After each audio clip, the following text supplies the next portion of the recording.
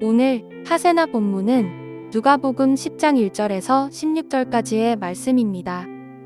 이 일이 있은 뒤에 주님께서는 다른 72사람을 세우셔서 친히 가려고 하시는 모든 고을과 모든 곳으로 둘씩 앞서 보내시며 그들에게 말씀하셨다.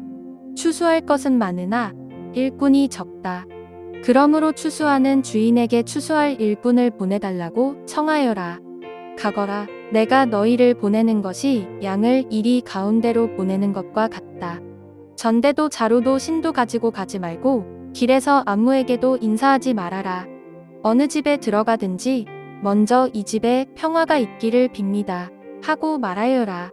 거기에 평화를 바라는 사람이 있으면 너희가 비는 평화가 그 사람에게 내릴 것이요 그렇지 않으면 그 평화가 너희에게 되돌아올 것이다. 너희는 한 집에 머물러 있으면서 거기서 주는 것을 먹고 마셔라. 일꾼이 자기 삭슬 받는 것은 마땅하다. 이 집 저 집 옮겨 다니지 말아라. 어느 고을에 들어가든지 사람들이 너희를 영접하거든 너희에게 차려주는 음식을 먹어라. 그리고 거기에 있는 병자들을 고쳐주며 하나님 나라가 너희에게 가까이 왔다 하고 그들에게 말하여라.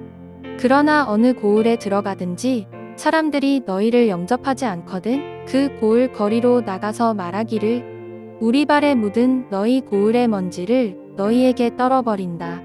그러나 하나님 나라가 가까이 왔다는 것을 알아라 하여라. 내가 너희에게 말한다.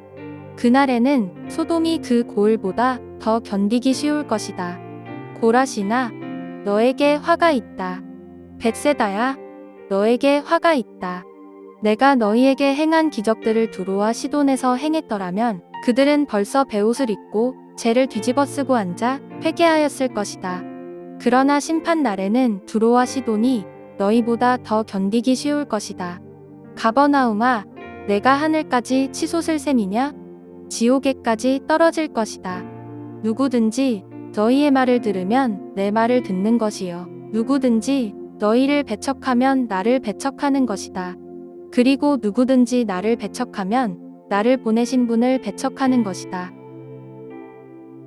오늘 본문 1절에서 예수님께서는 72명의 제자들을 모든 고을과 모든 곳으로 2명씩 짝을 지어 파송하셨습니다. 이렇게 둘씩 보내신 이유는 당시 증인의 효력이 있기 위해서는 2명 이상이 있어야 했기 때문입니다. 예수님보다 앞서 보내심을 받았다는 것은 제자들이 세례 요한처럼 예수님의 길을 준비하는 사역을 맡았음을 보여줍니다. 72명이 2명씩 파송되었다면 최대 36개 지역을 방문할 수 있었을 것인데 이 지역을 예수님이 모두 친히 방문하지 않으셨다 할지라도 제자들의 방문이 곧 예수님의 방문과 다름없다고 할 수 있습니다. 그런데 개역개정에서는 70명이라고 되어 있지만 세번역에서는 72명을 보내셨다고 기록하고 있습니다. 이는 70인역의 창세기 10장에 의하면 세상에 있는 민족들의 수가 전통적으로 72민족이었습니다. 따라서 70명이든 72명이든 이 숫자가 이방 민족의 수와 관련된다는 점은 동일합니다. 이 제자들의 자격 요건이 특별한 것은 아닙니다. 그들은 예수님의 다른 제자들보다 교육 수준이 더 높은 것도 아니었고 더 유능하거나 신분이 높은 것도 아니었습니다.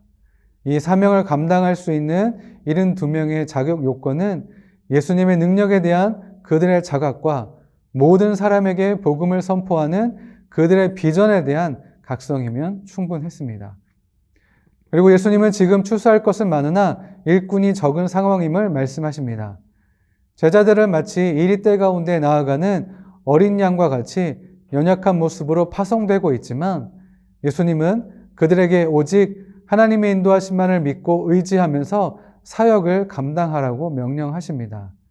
자신의 힘과 능력으로 사역을 감당하는 것이 아니라 하나님의 은혜와 도우심을 의지하도록 명하신 것입니다.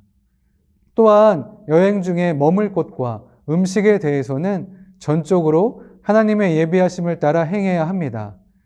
이렇게 해야 하는 이유는 오직 예수 그리스도의 능력을 드러내고 하나님 나라를 전하는 것이 제자들의 사명이기 때문입니다.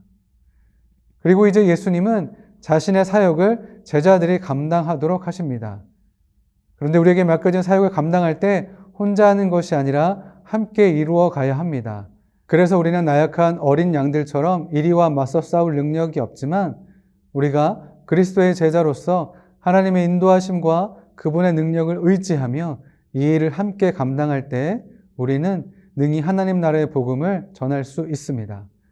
그렇게 제자들이 하나님 나라의 복음을 전하기 위해 모든 고을과 모든 곳을 다닐 때 혹 자신을 영접하지 않는 사람들을 만날 경우 인간적인 노력으로 문제를 해결하지 말고 그저 발에 먼지를 털고 그곳을 떠나면 된다고 하셨고, 예수님은 제자들이 전하는 복음을 받아들이지 않는 자들은 소돔보다 더 큰 심판을 받을 것이라고 말씀하셨습니다. 그러면서 예수님이 이미 방문하셔서 하나님 나라의 복음을 전하셨지만 그 복음을 받아들이지 않은 갈릴리 인근의 고라신과 벳세다를 향하여서 고라신아 너희에게 화가 있다. 벳세다야 너희에게 화가 있다. 내가 너희에게 행한 기적들을 두로와 시돈에 행하였더라면 그들은 벌써 베옷을 입고 죄를 뒤집어 쓰고 앉아 회개하였을 것이다 라고 하시면서 책망하셨습니다. 두로와 시돈은 비록 죄악으로 심판받을 이방인의 도시들이지만 복음을 듣고 돌아올 기회를 놓친 고라신과 벳세다는 더 큰 심판을 받게 될 것이라는 말씀입니다.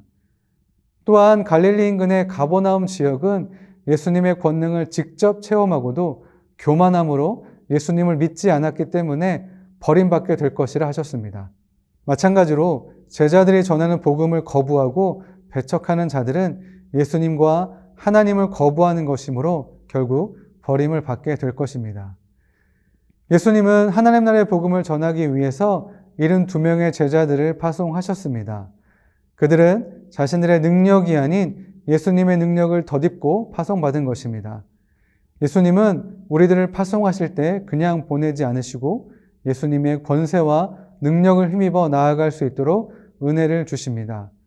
그러니 이 세상에서 하나님의 십과 법을 고집하며 하나님이 주인 되시는 삶을 살며 복음을 전하다가 거부당한다고 해도 위축되거나 주저할 필요가 없이 예수님이 우리에게 주신 능력과 권위로 맡기신 사명을 담대히 감당하는 저와 여러분들 되시길 소망합니다.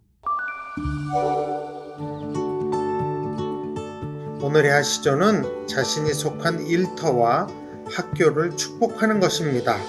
지금 이 자리로 인도하신 하나님께 감사하며 자신이 속한 일터와 학교가 하나님이 기뻐하시는 곳이 될 수 있도록 함께 기도해 봅시다.